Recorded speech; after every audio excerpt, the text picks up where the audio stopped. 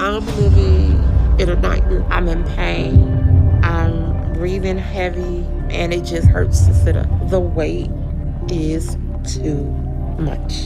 Folks, this is June, and her opening words are a gut punch. I'm living in a nightmare. She is in agonizing pain, constantly breathing heavily, and struggles to even sit up. Her body is on the verge of giving out, and the sheer weight makes simple movements impossible. Her existence is miserable, and her life has trapped her in a bed which may well soon be a coffin if she doesn't take action soon. My whole world came crashing down. My son, Mac, was at the wrong place at the wrong time. Being around people he had no business being around, and he was shot and killed. I remember my daughter walked in the door. She said, Mac is dead, Mac is gone. I instantly went no. That was the moment where everything changed. Now, let's look at the devastating origin of June's struggle. 4 years ago, her whole world shattered when her 17-year-old son, Mac, was shot and killed. This trauma immediately plunged her into a deep, dark, depressive state. She became numb, turning to food as her only comfort. She ate her pain, believing she was feeding her baby by eating foods he loved. Emotional and impulsive eating became a tragic attempt to cope with unbearable loss, an addiction deeply rooted in an unhealed wound. I'll get what I want. Always have, always will. And now and then, I do say, I'm just not gonna go get it. Okay, I have a cell phone. So either you're gonna do it or I'm gonna do it. Take your pick. That ain't that much. Folks, feast your eyes on this textbook example of toxic enabling. June, in her element and demanding lots of food, is clearly in charge. Her girlfriend Sadie admits June eats what she wants, always has, always will. When Sadie hesitates, June snaps back and says Sadie either does it or she'll call to have somebody don't for her. Sadie, feeling like a caretaker and not a partner, caves, driving off to buy the poison. This actively feeding June's self-destruction, and it's infuriating to see. Too risky for her to try to get her health under control on her own. We need to help her to start the process. I am very concerned about your health right now. If I send you home, maybe last time I see you. Dr. Now reviews June's medical history, a stroke, a heart attack, and 21 daily medications. Her body is giving out, and he says she may not have much time left at all. The situation is so dire that he admits her to the hospital immediately because he fears this could be the last time he sees her. He makes it crystal clear she is not ready for bypass, and he doubts she would survive the procedure in her current state. You need to be on almost zero carb, high protein diet here in the hospital for the next month. I do have one question. You said no fruit. What about strawberries? Maybe once or twice a day? Only one or two? We want to eliminate sugar as much as possible. The strawberries, I'm being very honest with you. In the hospital, Dr. Now reveals June is suffering from severe malnutrition, despite her immense size, due to her diet of almost no nutritional value. She is complaining about hunger on a strictly controlled diet. Then when asked about eliminating sugar, what is her immediate, desperate plea? Strawberries are my addiction. Despite dealing with life-threatening malnutrition, her primary concern is fruit. The disconnect of her addiction is insane. Okay, June, you gained 20 pounds. What happened? You may think that this is water weight, but it's not. It's fat. You gain weight because you didn't stick with your diet and exercise. June returns after her hospital stay having gained 20 pounds. She blames fluid. Dr. Now is boiling and calls her out directly for her unwillingness to change, stating she uses sickness for attention. He tells her she wants the walker and needs to lose it. June argues, insisting he is wrong. Dr. Now isn't having it, and he goes ballistic, tearing down her every excuse and forcing her to confront her self-sabotage head-on. About 5 years ago, my 17-year-old son was killed, and I had a heart attack about a month after that. From the stress of losing your son? Yes. I'm so sorry. Since then, I've been in and out the hospital a lot. This therapy session is a crucial turning point. June reluctantly opens up about the devastating loss of her son, Mac. She admits to feeling numb and shutting down after his death. The therapist gently but firmly pushes her to acknowledge the deep loss with a capital L and the trauma she experienced, emphasizing the link to her weight. June, through tears, finally starts to process the raw grief she has buried for years, realizing she must sit with the feelings. This is Mac's birthday, and my baby girl and I are going to release balloons and remember my son. I'm telling Mac I love him, I miss him, and it hurts not having him here with me. It will hurt every day until the day I die, but I will live with that pain. On what would have been Mac's birthday, June, accompanied by her daughter, releases balloons into the sky. She openly grieves, tearfully stating that the pain will hurt every day until the day I die, but vows to live with that pain. This is profound, people. It shows she is finally confronting her grief, rather than burying it with food. She is learning to be strong, recognizing that living her life doesn't mean forgetting her son, a massive emotional breakthrough for her. So, how are you today? I'm good. I see you losing some weight. Can you tell the difference? Yes, I feel good. Everything is looking good. When you recommended me to the therapist, I give it to you. It worked. I had a feeling it would. June has lost over 200 pounds. What a phenomenal transformation. June has lost over 200 pounds just 1 year after starting her journey. She proudly tells Dr. Now that therapy worked and that she is walking without her walker. She is getting her hair done at a salon, something she once only dreamed of. Dr. Now is beaming with pride, praising her progress, and setting a goal of 200 pounds. June is no longer just existing. She is living life and loving every second of it. My knees are constantly in pain. My body is pretty stiff because I haven't moved all night, so it's hard for me to walk, and I have to take a lot of breaks.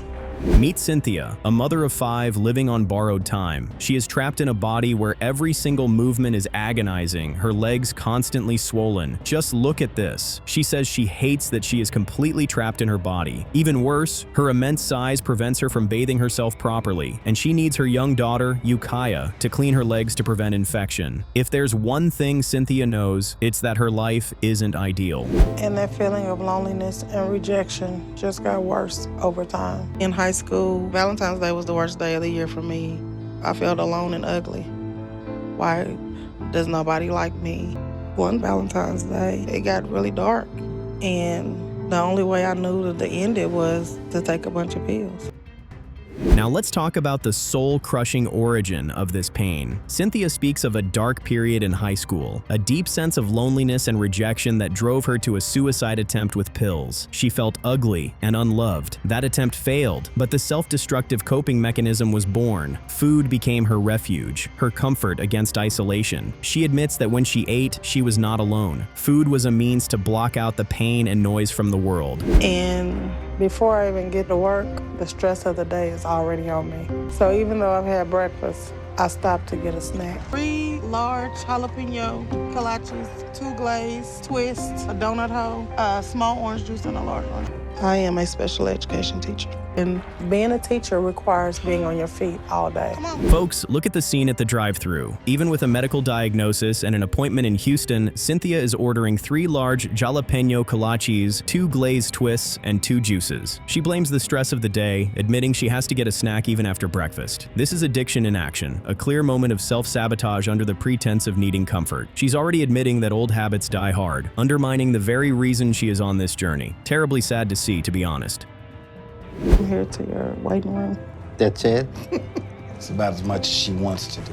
Okay, so you're 42, and the likelihood that you're gonna make this 50 are not very good if you keep this up. Cynthia's attempts to frame her immobility as a minor inconvenience, but Dr. Now immediately points out she can walk barely the length of his waiting room, stating the likelihood of her making it to 50 is not very good. That is a death sentence, people. He sets the ultimatum: lose 30 pounds in 1 month. His voice is a reality check in this entire dysfunctional situation, tearing down her illusions of control and time. I had no idea I'd gone in the wrong direction.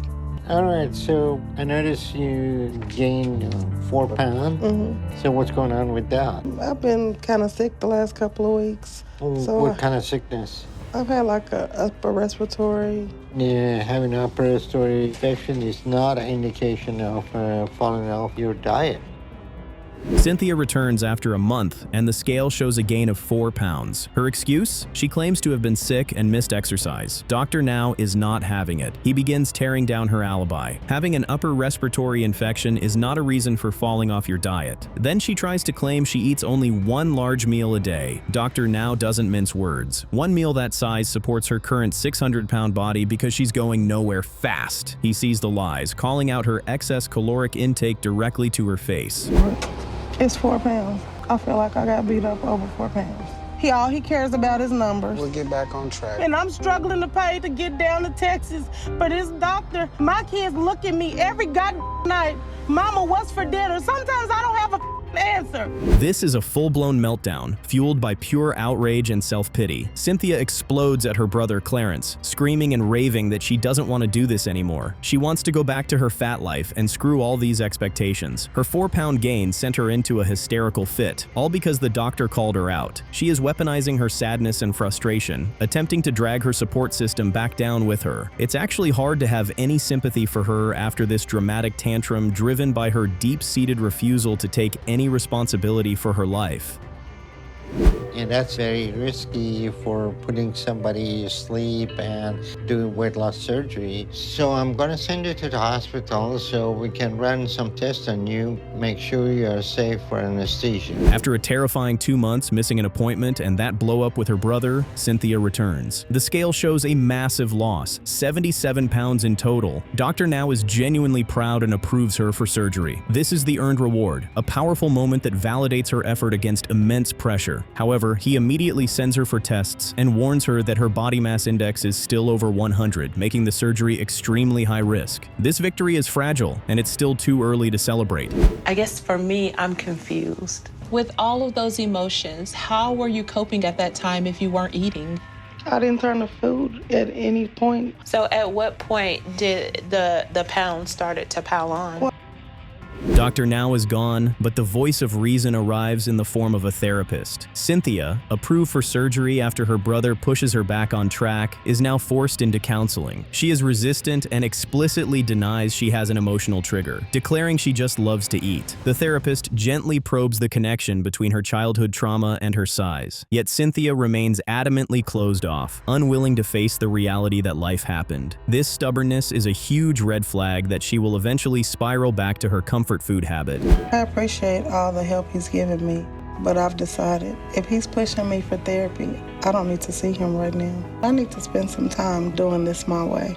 I don't need him trying to make connections to things that aren't there. And here it is, the sad, predictable conclusion. Cynthia is home, post-surgery, claiming she is sticking to her plan, but the internal struggle is evident. Despite Dr. Now's insistence, she has stopped seeing the therapist, stating that she doesn't need any help and she's doing it her way. She has actively rejected the necessary psychological support to deal with her deep-seated issues. She leaves Dr. Now's program, choosing to believe she can fight her addiction alone. She has traded physical dependency for mental denial, guaranteeing her failure down the line. The first thing that happens each morning is I get out of bed and my stomach nearly hits the floor. Just hangs there. And it is putting intense pressure on the rest of my body. My belly is sagging more and more. Tami is trapped in a body that is actively rebelling against her. She starts her day with her massive stomach nearly hitting the floor, putting intense pressure on her entire frame. She is constantly off balance, facing sheer misery every waking moment. This isn't living, and she confesses that her physical state is her fault, and the self-loathing is very clear. She's hit rock bottom, and she desperately wants to be anywhere but there. My mom and I were in the kitchen fixing something, and my dad was walking into the living room, and he collapsed and fell to the floor, had a heart attack, and died. After my father passed away, my life was never the same. My mom just fell apart. She had a hard time getting out of bed, and she went into a deep depression. At 8 years old, Tami watched her father die from a heart attack right in front of her. Then, her mother plunged into a deep depression, effectively leaving Tami without parents. Alone, she turned to food, which became her friend, her parent, her loved one. She began buying anything she wanted, gorging herself until sick. And so Tami discovered a very terrible coping mechanism that's led her to 600 pounds. James and I started fighting a lot.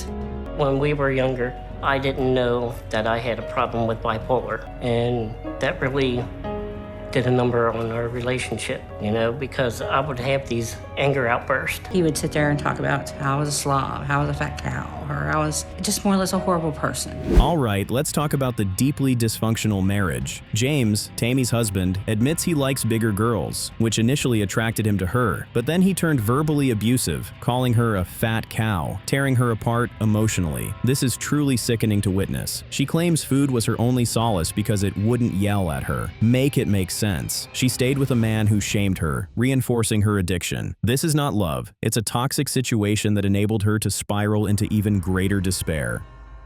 But you have gotten to a place where you just eat poorly all day long and you're not active.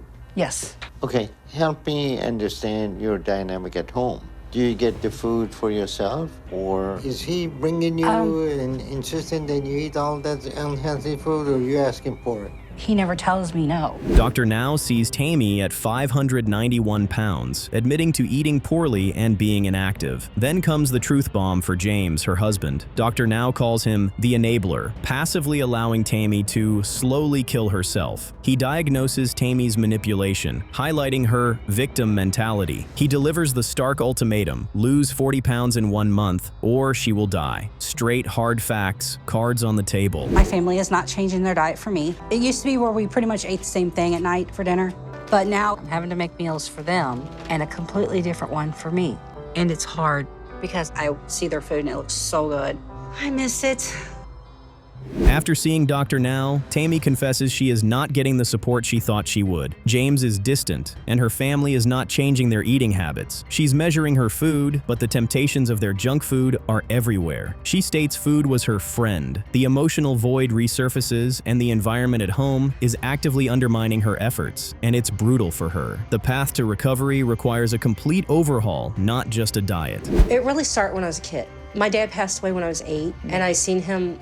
He actually died in front of me, and my mom kind of shut down. So you almost, in a way, lost both parents in a sense, right? Yeah, and it was a very lonely childhood growing up. Yeah. This therapy session is a cathartic breakthrough. Tami finally, painfully unearths the core wound: her father's death, her mother's subsequent depression, and James's verbal abuse. She realizes she lost both parents, and that James's toxic behavior was enabling. The therapist helps her articulate that she is deserving and worthy. This conversation is an emotional excavation, dismantling a lifetime of feeling worthless and seeking toxic comfort. She is finally learning to let go of the toxic relationships that held her captive. Your heart is okay, so it's most likely pneumonia. That combined with how weak your lungs have been led to you overexerting yourself and passing out. Tami, despite her weight loss, is battling pneumonia and dangerously weak lungs. She passed out doing laundry. Dr. Now, with a grave expression, cancels her impending surgery. He tells her the risk is too high, that her body would not survive the operation. James, ever the passive enabler, is right there, nagging her. This is a devastating setback, a brutal reminder that her body is on the verge of collapse. Sometimes, even our best tries aren't enough. And you kept up with your weight loss, so I'm approving you for weight loss surgery. Oh, okay. Okay? And we'll get you in tomorrow so you don't have to wait anymore, okay? All right, thank you. Y'all have a good day. You too. And then, the hard-won victory. Tami returns, having lost another 53 pounds, bringing her total to nearly 100 pounds. Dr. Now is visibly pleased, acknowledging her effort. Her lungs are recovering, her blood pressure is good. He finally approves her for surgery. This is the earned reward, a powerful moment that validates her relentless fight against immense odds. He schedules her for surgery the very next day, a testament to his belief in her renewed commitment. Approval feels less like a victory lap and more like a starting gun. So you lost almost 250 pounds. Well, how's your life changed since you started the program? I mean, I could do so much. Just getting out, doing things, not having to depend on people, just, take care of myself. I don't have to have somebody else take care of me. What an incredible transformation. Tami has lost almost 250 pounds, finally breaking into the 300s. She is doing things independently, grocery shopping alone for the first time in years. Her relationship with Zachary is flourishing as they are active together. She talks about not needing to depend on people and being able to walk and go out. She admits to ups and downs, but is proud of her life's complete overhaul. Dr. Now confirms she will reach her goal weight. This story is beautiful and inspiring. Because of my size, I don't do much of anything. I don't move much. Basically, my day is in the bed, stuck. It's not easy. This is what I am ashamed of. Guys, meet Tara. She confesses her daily routine involves little more than staying in bed, stuck. Look at this. She recoils from her own reflection, disgusted, despising the massive apron belly that hangs off her. She even says with visceral pain that if she could cut it off right now, she would, no hesitation. This is not living. This is a slow, agonizing death sentence playing out in a single room. This is a terrible existence. When I was 26, I was raped. And I got pregnant from the rape. And I had a miscarriage. I was heavy, but afterwards, I kept getting heavier. Tara's story is heartbreaking, a life of almost endless trauma. At 26, she endured a horrific rape, followed by a miscarriage. That, people, is a double blow that shatters the soul. She sought refuge in food, believing that if she made herself unattractive, no man would ever want to touch her again. Food became her shield, her twisted form of protection from a world that had let her down so brutally. I'm helping her to stay like she is because it's hard to serve her and tell her that's all you can have. I always end up giving to her. She's my child. Tara's mother, Paula, is the face of enabling, and she openly admits she helps her to stay exactly as she is, struggling to deny her daughter food. She frames it as a mother's love, asking, "How can you tell a child, no, you can't have this food?" This dangerous codependency actively is contributing to Tara's demise. Meanwhile, Tara's own children are being raised by their grandmother because Tara cannot move. I'm Dr. Nazard and Tara. You have been overweight for how long? I've always been overweight. What seems to be a problem that you're not able to lose weight? Enter Dr. Now, and he does not pull any punches. He immediately points out the obvious. You do not get to be 600 pounds by eating properly. Tara's casual admission of multiple meals and incessant snacking reveals how far gone she is. Dr. Now estimates she is consuming at least 6,000 calories a day. He then turns to her mother, pulling her into the confrontation, making it clear that her enabling is a critical part of the problem. He lays it out. Fix your eating disorder or you won't survive. The numbers weren't what I wanted it to be. Hello there. Hello, how y'all doing? Good. How's your diet and everything coming along? I'm sticking to my diet. I'm doing what I'm supposed to. Amazingly, you haven't lost any weight in 1 month. I've lost 5 pounds. 5 pounds in 1 month? Yeah, I used to gain 20 pounds in 1 month. That's good. Here's the first stumble, and it leads to a painful realization. Tara is post-surgery, claiming she is diligently sticking to her diet, doing everything right. Yet, when Dr. Now reveals her weight loss is a mere 5 pounds in a month, she is shocked. She tells him she used to gain 20 pounds in a month, but Dr. Now sees right through it, calling her out for not being truthful. Delusion meet cold reality, ha ha. I'm even moving more. Like I'm going crazy, like I'm not trying, I'm trying. On some days, effort and struggle is your only option for success. The last doctor's visit, I didn't have the weight loss that my doctor wanted. I've decided I'm ready to make a change. And then the dam breaks. Dr. Now has had it up to here. If she does not make progress, he can do no more. The truth hits Tara like a physical blow. She crumples, sobbing, proclaiming she is trying, damn it. You hear the raw pain in her voice, the agony of feeling misunderstood and unseen in her struggle. She's collapsed emotionally, and her reality has been badly shaken. You can't help but feel out for poor Tara. Don't think about yourself. They say, Mom, I'm hungry. Okay, what do you want? You have to make the decision that this surgery, which is a big deal, changed your life enough that you matter. And we'll get there. It's not going to happen overnight. You matter in this. It's hard when you haven't put yourself first. And you're right, our kids have to come first. The trainer confronts Tara about her missed sessions and her deep-seated belief that her children come first, telling her, "You matter in this." It is a powerful moment as Tara, through tears, finally acknowledges that she has never put herself first. Her trainer insists that she has to be willing to show her true self, raw and vulnerable. Her trainer then cuts through her self-protective lies, forcing her to confront the emotional baggage that fueled her addiction. This time, I know I've made progress. These past couple of months, I've really pushed myself to the limit. I hope that's enough to get approval for my skin surgery. You lost a lot of weight. I'm proud of you sticking to the program. After relentless hard work and that difficult emotional breakthrough, Tara stands before Dr. Now. She's been consistently active, even walking through department stores without her scooter. Dr. Now acknowledges her progress, his face reflecting a cautious approval. He then delivers the incredible news. She is approved for skin removal surgery. This is one more surgery that'll help Tara steer her life back to normal, and she's grateful for it. I will never forget who that 600-pound person was. I'll always love her, but I sure the hell won't miss her. I have a world of possibilities. I just can't wait to start living my life. Look at this transformation. Tara is a new woman, not just physically lighter, but radiating a newfound joy. She is in the kitchen, cooking healthy meals with her children, a stark contrast to her previous bedridden existence. She is helping her son get ready for school, cherishing every precious moment. This is what it means to reclaim your life. She acknowledges the 600-pound person she once was, but now sees a world of possibilities. studies, declaring her whole new life is gonna work. Beautiful.